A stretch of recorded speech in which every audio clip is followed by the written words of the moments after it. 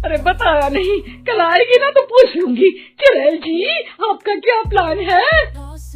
माँ जी, रात बहुत हो गई है, आपने कोई बुरा सपना देखा होगा, चलिए सो जाइए। राधिका मौसी सोने तो चली जाती है, पर उनको रात भर नींद ही नहीं आती। वो कुछ भी उलझुल बातें सोचने लगती है। कहीं चुड़ैल की वजह से तो घर में टेंशन नहीं हो रहा, कहीं उसी की वजह से तो वो दादी नहीं बन पा रही। सुबह जब राधिका मौसी रसोड़े में छानबीन करती है तो पाती है कि नींबू का अचार गायब है। चुड़ैल नींबू का अचार ले गई, मुझे तो ठीक नहीं लग रहा कुछ। चुड़ैल को भी पता है कि जिंदगी का असली मजा तो खट्टे में ही है। राधिका मौसी झट से श्रवण को फोन कर देती है। बेटा, मुझे समस्या समझ में आ गई है, हमें एक तांत्रिक की जरूरत है। अरे क्या बोल रही हो माँ, तांत्रिक की क्या जरूरत है? आप पूजा पाठ तो कर ही रही हो ना। आलतू जलालतू मंत्र सारे फालतू जैसे कुछ मंत्र पढ़ो, चली जाएगी अपने आप चुड़ैल। अरे नहीं बेटा, कभी चुड़ैल को कम नहीं समझते।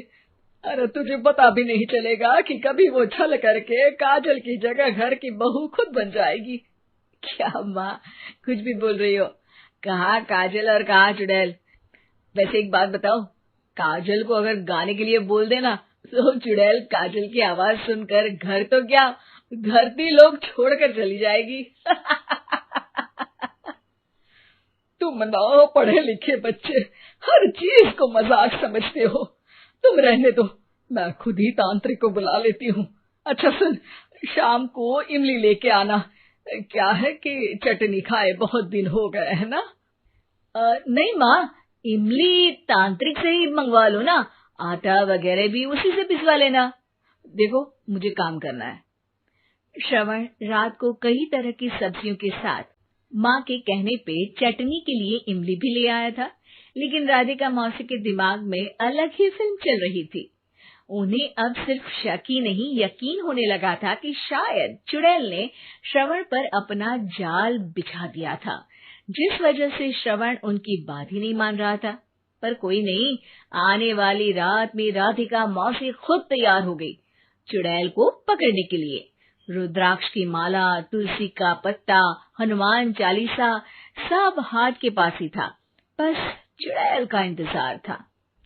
और जैसा राधिका मौसी ने सोचा था वैसा ही हुआ। वो चुड़ैल उस रात भी आई, पर वो राधिका मौसी से तेज निकली और राधिका मौसी के उससे पकड़ने के पहले ही वो भाग खड़ी हुई। जरूर बहू पे साया है उस चुड़ैल का, तभी तो श्रवण के कमरे में गई है। और अगली सुबह राधिका मौसी पिछली रात हुए हमले में किन चीजों का नुकसान हुआ उसका हिसाब लगा रही थी।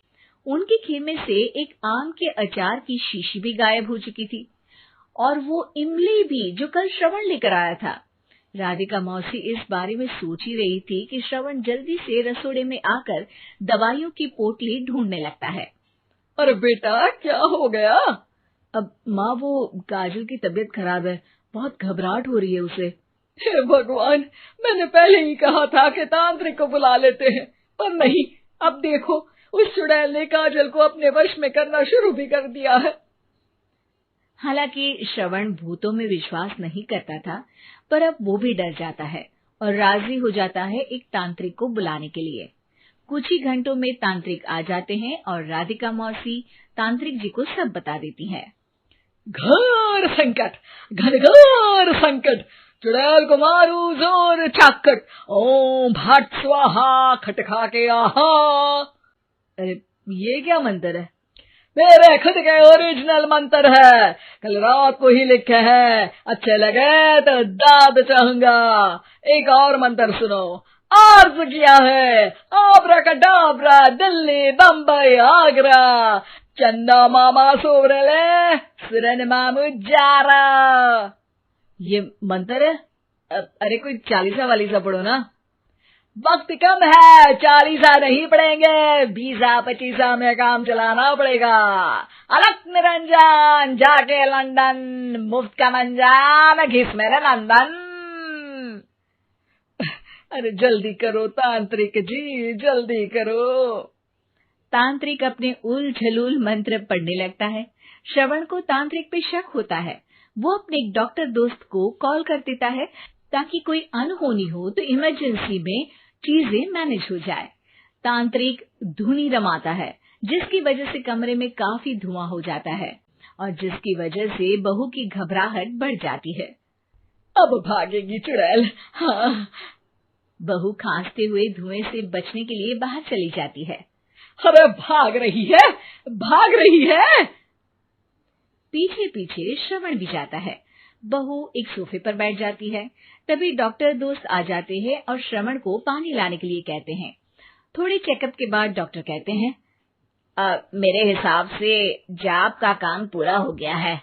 क्या मतलब? अरे कुछ भी नहीं माँ, कोई चुड़ैल नहीं है, खुशखबरी है, अब दादी बनने वाली है। मगर वो सब अचार के डब्बे। श्रवण दोनों अचार के डब्बे अपनी माँ को दिखाता है जो कि उनके बिस्तर के नीचे छुपे हुए थे। आपने सही बोला था माँ, वो चुड़ैल काजल ही थी जो खट्टा खा रही थी। हमें कल ही पता चला, पर हमने आपको ये तांत्रिक वाला काम करने दिया ताकि आपको भरोसा हो जाए कि भूत वगैरह कुछ होता ही नहीं। अच्छा अच्छा, ये तो बड़ी खुशी की बात है। पर बेटा मुझे एक झाड़ू तो ला दे। क्यों माँ? ये तांत्रिक का भूत उतारती हूँ मैं। अब तांत्रिक राधा मौसी के डर से घर से भाग निकलता है और राधा मौसी उसके पीछे भागती है। अरे संकट ये घनघोर है, तांत्रिक मुआ चोर है।